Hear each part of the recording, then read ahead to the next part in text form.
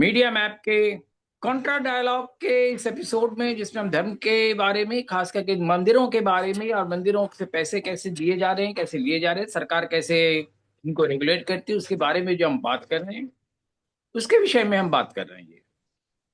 तो आप इसे सब्सक्राइब करें, लाइक करें, शेयर करें और हमें कमेंट्स में बताएं आपको क्या अच्छा लगा, क्या अच्छा नहीं लगा। सतीश मिश्रा मेरे साथ हैं और हम इसी पर बात कर रहे हैं कि क्या मंदिरों का, मीडिया का सांप्रदायिकरण होना चाहिए या नहीं होना चाहिए, या हो रहा है तो क्यों हो रहा है। डॉक्टर मिश्रा, हम इसी बारे में बात कर रहे थे। तो ये जो मीडिया का सांप्रदायिकरण किया जा रहा है, मंदिरों का भी सांप्रदायिकरण किया जा रहा है। वैसे अगर आप देखिए, मंदिरों का जो कॉन्सेप्ट है उसमें कहीं सांप्रदायिकता उसमें नहीं आती है। मंदिरों में तो ये है कि जो भी आए, उसकी जो भी जैसे भी हो, हम सहायता कर सकते हैं तो करें। तब इससे परिवर्तन क्यों आ रहा है? ये जो कर्नाटक बिल की बार बार बात की जा रही है, उसके जरिए हम इन चीजों को उलझाना क्यों चाह रहे हैं? नहीं, इसमें इसमें स्पष्ट है शिवाजी भाई। इसमें दो अलग अलग मत हो नहीं सकते। देखिए, कुल मिलाकर जब धर्म को सत्ता का पाने के लिए एक इंस्ट्रूमेंट की तरह इस्तेमाल होता है तो ये सब होगा।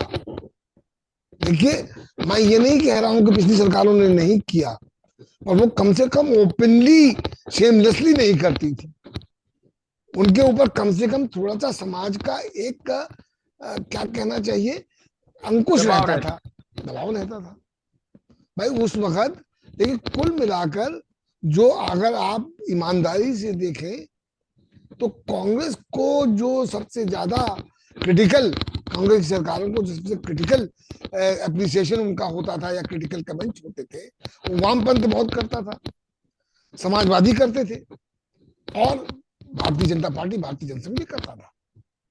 पर आज आपने वामपंथ को तो देशद्रोही डिक्लेयर कर दिया।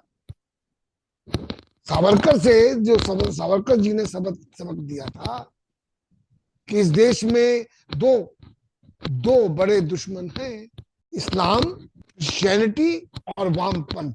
कम्युनिज्म आ चुका था तक, सोवियत संघ में स्टैब्लिश हो चुका था। उसको चलते हुए उन्होंने तीन लोगों को, भारत की जो जनता है, भारत का जो देश है, भौगोलिक भूखंड है, उसका दुश्मन बताया। और जैसा कि हम पहले भी कर चुके हैं बात, कि क्या उनका जो विदेशी आक्रमण की गाथा जो शुरू होती है, वो राज्यों के द्वारा नहीं होती है ना। वो सबको इस्लाम बता देते हैं, सब इस्लाम के अनुयायी हैं, और इस्लाम धर्म को फैलाने के लिए आक्रमण करते रहे। जबकि उससे पहले कितने ही आए, कुषाण आए, हून आए, शक आए, और कितने नाम आपको गिना दूं मैं। उनकी चर्चा उन्होंने नहीं करना पसंद किया।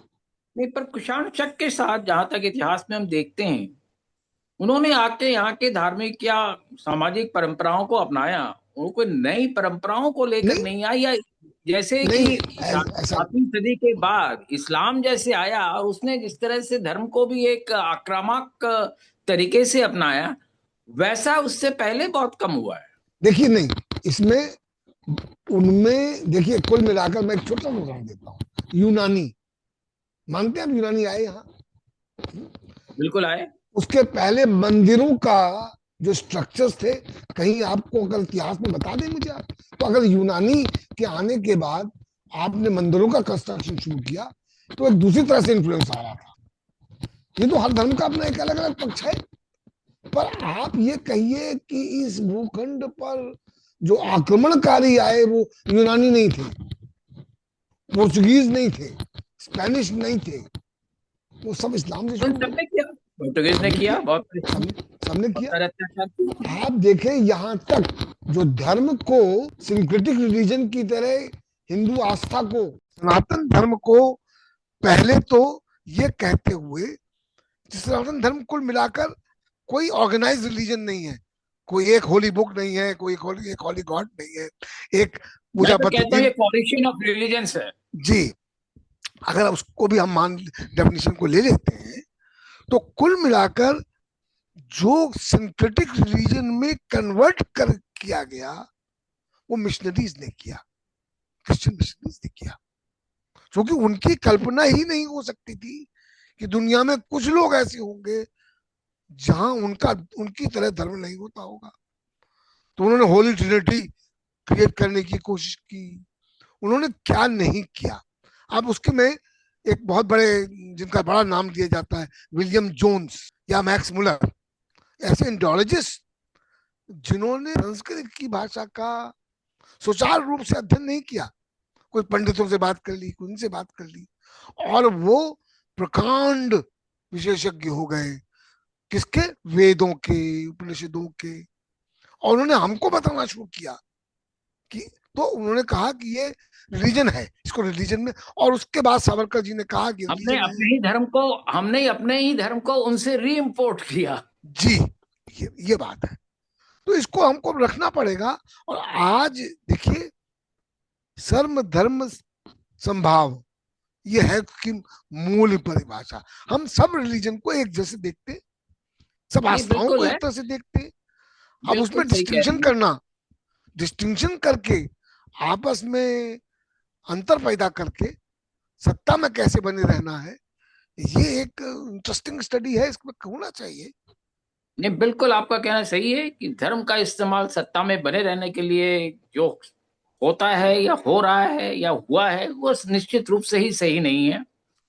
और कर्नाटक का जो बिल है, जहां तक हमने आपने देखा, हमारे आपके विचारों में सामंजस्य कम है, विरोध ज्यादा है, उसके बावजूद हमने पाया कि कर्नाटक का बिल में जो है ऐसी कोई बात दिखती नहीं है सीधे तौर पर जिसको कि हम कह सकें कि सांप्रदायिक स्तर पर इस पर कोई विभाजन किया गया है। मैं नहीं मालूम आप क्या सोच रहे हैं इस पे। मेरा मानना है, मैंने जो जो भी पढ़ा और कोशिश की कि जितना पढ़ सकूं पढ़ा, उसमें मुझे कहीं लगता नहीं है कि इसमें कोई कम्युनलिज्म है, इसमें कोई मुस्लिम अपीजमेंट है, इसको कहते हैं, बड़ा एक फेवरेट वर्ड है मुस्लिम अपीजमेंट।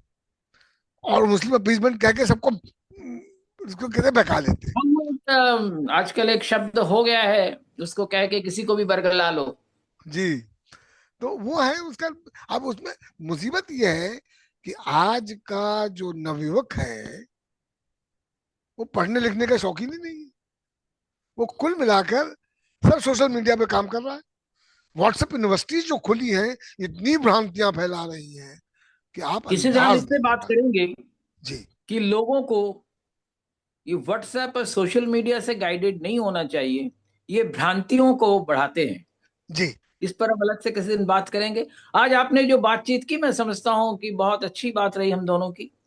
इसमें आप कुछ और जोड़ना चाहें तो बहुत अच्छा रहेगा, कोई ऐसी नहीं, कोई बात नहीं है। दो अब मिनट, मुझे 1-2 मिनट हम और ले सकते हैं। मुझे मुझे बस यही एक डर है, कहीं भयंकर डर है, कि क्या हम पाकिस्तान की तरह बनते जा रहे हैं। आज हम एक पाकिस्तान। धार्मिक राष्ट्र होके अधार्मिक जी। होते चले जाएं। जी। नहीं, ये खतरा है, ये मैं मुझे भी यही कह रहा बहुत था। बहुत डर है। और मुझे अपनी चिंता नहीं है, अभी जिस उम्र में हूँ कोई बात नहीं, पर जो आने वाली हमारी पीढ़ियां हैं उनका क्या नहीं, हाल एक होगा। सबसे बड़ी अच्छाई रही है, देखिए एक चीज जो सबसे बड़ी अच्छाई रही है हिंदू धर्म में, ये किसी दायरे में फंसी हुई नहीं है। जी, ये हमारी आप विशेषता है। नास्तिक हैं तो भी हिंदू हैं, आस्तिक हैं तो हिंदू हैं, शिव को मानते हैं तो हिंदू हैं, नहीं मानते हैं कृष्ण को मानते हैं तो हिंदू हैं, दोनों को राम को मानते हैं मानिए। तो हिंदू हैं। कि ये जो खूबसूरती है, मैं समझता हूँ सभी धर्मों में होना चाहिए। और यही जो खासियत है हिंदुस्तान की, ये हिंदुस्तान की खासियत है, सिर्फ हिंदू धर्म की नहीं है। ये खासियत बरकरार रहनी चाहिए। और इसी खासियत के अगर बरकरार रखेंगे हम, तो जिस प्रगति की हम बात कर रहे हैं, जो हम कर नहीं पा रहे हैं, वो प्रगति हम कर पाएंगे। और जो विश्व गुरु की कल्पना है, विश्व गुरु तो हम हैं ही, आगे भी हो जाएंगे। नहीं, बहुत धन्यवाद। इसमें एक बात मैं कह दूं कंक्लूजन से पहले। जी जी देखिए, जी। राम मंदिर का आंदोलन, इसमें एनालिसिस कीजिए तो वही एक प्रिंसिपल है, एक गॉड को स्टेब्लिश करने का। जो अभी आप कह रहे हैं कृष्ण के भक्त हो तो भी हिंदू हो, नहीं हो तो भी भक्त हो। अब इसको किस ढंग से डिस्टर्ब किया जाए, वो राम मंदिर का मतलब, राम जो है हमारे उत्तर प्रदेश में एक स्थान पर राम का भक्ति होती थी, तुलसीदास जी ने उसको बिल्कुल। किया, पर वो वैसे अब। राम का अर्थ जो है, राम का अर्थ जो वाल्मीकि ने बताया है, राम का अर्थ ही ईश्वर होता है। जी, अब देखिए आप ना, अब बंगाल में चले जा रहे हैं, वहां राम की बात कर रहे हैं, तमिलनाडु में जा रहे हैं, वहां राम की बात कर रहे हैं। अरे भाई अलग अलग है, उनको मानने दो, उनको चलने दो ना, हिंदू रहने दो ये ना। हिंदुस्तान की जो डाइवर्सिटी है वो यही तो है।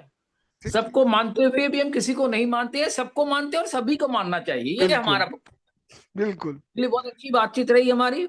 तो कर्नाटक के बिल में आखिर में हम लोगों को यही मिला कि खोदा पहाड़ निकली चुहिया, उसमें कुछ है नहीं। उसमें कुछ है नहीं और जबरदस्ती उसको तूल दिए, हम चले जा रहे हैं। अब हमारे दर्शक इस पर विचार करें, हमको कमेंट पे बताएं कि हम सही हैं या गलत हैं। हम अगर आप गलत कहेंगे तो भी हमें खुशी होगी, सही कहेंगे तो भी हमें खुशी होगी, पर बताएं जरूर, हम आपसे जुड़ेंगे तो हमें खुशी होगी। बहुत धन्यवाद डॉक्टर मिश्रा, और हमारे दर्शक आप इसको देखें, सब्सक्राइब करें और शेयर करें। हम आपके साथ दोबारा आएंगे कंट्रा डायलॉग के किसी नए एपिसोड के साथ। हम आपसे लगातार बात करते रहेंगे। धन्यवाद डॉक्टर मिश्रा।